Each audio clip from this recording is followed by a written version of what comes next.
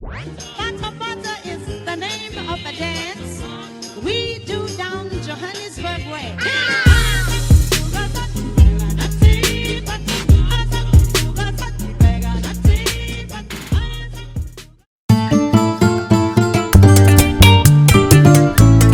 Hi everybody, welcome to my kitchen, Dave's kitchen. Being questions about a basic tomato sauce, a lekker tomato sauce. Yeah, so a sauce that you can eat with pasta, a sauce that you can eat with or bake with your meatballs. It's generally a go-to all tomato saucy kind of vibe. The issue that we have in this country with tomatoes is that they sometimes lack flavor, they haven't been ripened in the sun, and they're just generally just not that great. So what I always do is I use equal quantities of tin tomato and fresh tomato. And the fresh tomato, I do two things. I try and use cherry tomatoes if I can, and I also roast them in the oven just to develop that flavor a little bit more, break it down. Then added to that, always obviously a little bit of garlic. I like rosemary, especially because I have my tomato sauce a lot with lamb and lamb meatballs and pasta and stuff. So I like a little bit of rosemary in there. Oregano, marjoram, obviously those herbs are also suitable. Chili, I always like adding a bit of chili to it, and then obviously the red onion. The other things obviously that you can add to this sauce are things like bacon and stuff like that. Now I'll just tell you when you can add different items. So what I'm going to do, first off, I'm not going to cover it in foil. I just want to roast them, open roast them, and don't be shy with the olive oil, because essentially all that juices and stuff that is left over in here, we're going to pour that into the sauce anyway. So it'll be a bit of that olive oil, and it's a nice olive oil and tomato bakey, saucy kind of a vibe. Alright, just like that. We want to season it. Ons wil 'n bietjie seasoneer. 'n bietjie seasoneer met 'n bietjie sout en 'n bietjie swart peper. Ja. Salt. Black pepper. Beautiful. I'm just going to drop that into oven at about 180, just to roast a little. The same oven we made the upside down apple tart in. Bloody delicious that was. Okay, so the next thing that I did is I actually chopped the tomatoes in the tin. You can also just crush them in your hand. Make sure you're wearing a glove, and you just cut them up, and so that's in a nice fine place. Now, what we are going to start doing very, very slowly, because the key here is slow.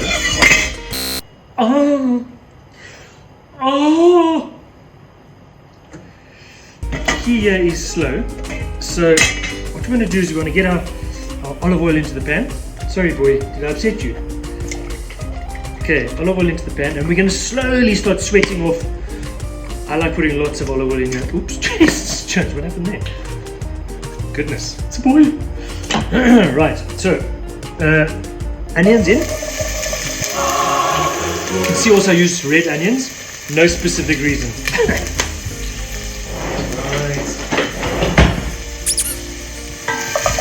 Into that pan. Very upset. My oven seems to have lopsided or has dropped onto its one leg. I think it's working too hard. Oh, because can you mean it? So open it quick. Alright. So into that, you can see here. What you can also do is just turn down the heat completely. You don't need to rush this thing. These sauces are all about time.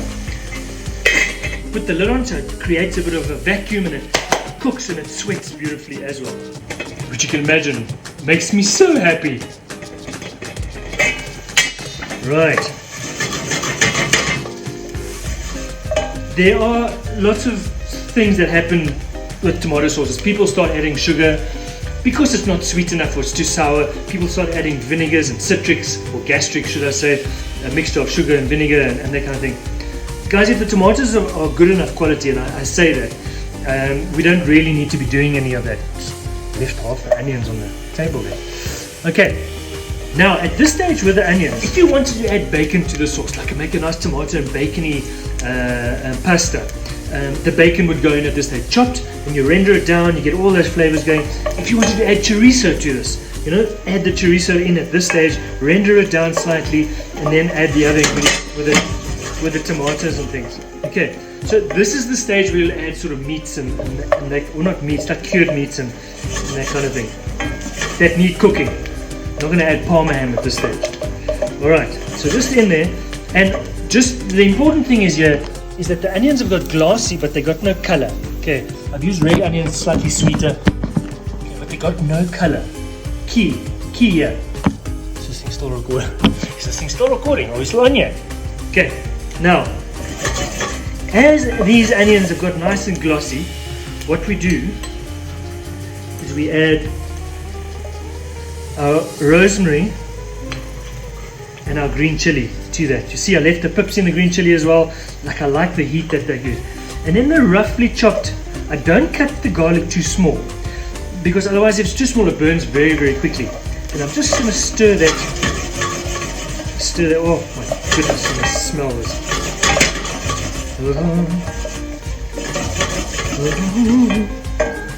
Kijk net goed zo. Okay, just look at that. Beautiful. Just slowly going. Nothing is fast at this stage. Okay, I'm just going to put a lid on that. And I'm actually, while I'm waiting for the tomatoes, I'm just going to switch that off. Just let it stew in its own sort of steam and everything else. Just so those flavors are released. Alright. And as soon as the tomatoes are ready, we add the tinned tomato, the fresh tomato, into the pot, the lid on, and we let it stew slowly. Okay, slowly, that's the key. I'll be back. Okay. Have a look at that. Have a look at these. Nice. Roasted. Look at that. Beautiful. Okay, now those. I'm going to switch on the pot again. Switch it on. Get the gas going again, should I say. In with your tomatoes, with all that olive oil and all those juices.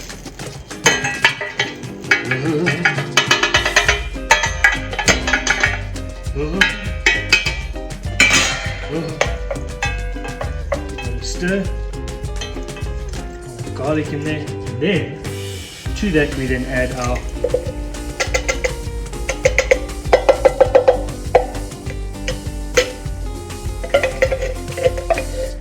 okay. Oops. Let's put that in there. Okay. And there we have it. The big thing now is that we have to let it cook slowly. We have to let those flavors develop. We've got to let that tomato from the tin just break down. We need to get the fresh tomatoes to break down. Okay. We'll just get that through. And then what a lot of people do is they then blend it and blitz it, whatever. We don't need to do that. It'll break down by itself if you give it enough time. Alright. So we just get that going nicely. The green chili, the yellow tomatoes. So normally it would be red chili, red tomato, so it would all look the same, but we're not doing that. We're going to put that on there. I'm going to put it on a much lower heat. Just there in powder. Let it do its thing. So you can see with this, I think it's the quality of ingredients.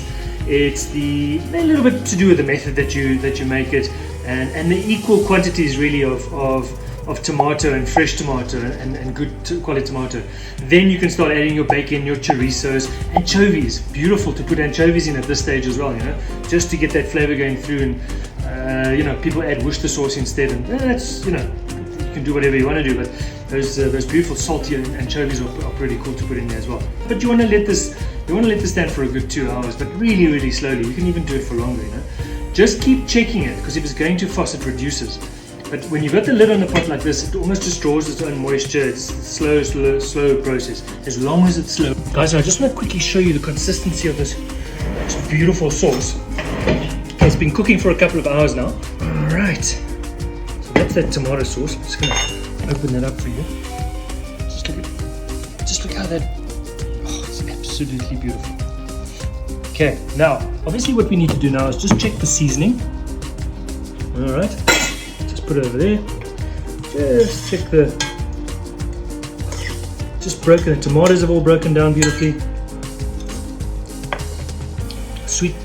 Sweetness, beautiful. Doesn't even need salt really. Remember, I seasoned the tomatoes before it went into the oven. You know what I'm just going to add? I'm just going to add some olive oil. Now that olive oil, don't add it at this stage, but I'm going to eat it now. Okay? So just add that olive oil just before you serve it. That fresh oil, don't boil it again. Just stir that through.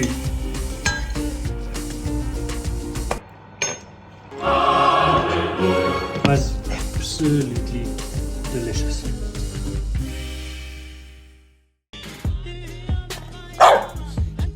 Hey everybody, thanks for watching the video. You might wonder what we are doing on YouTube and why we got this channel. And as you see, all of this happened during lockdown.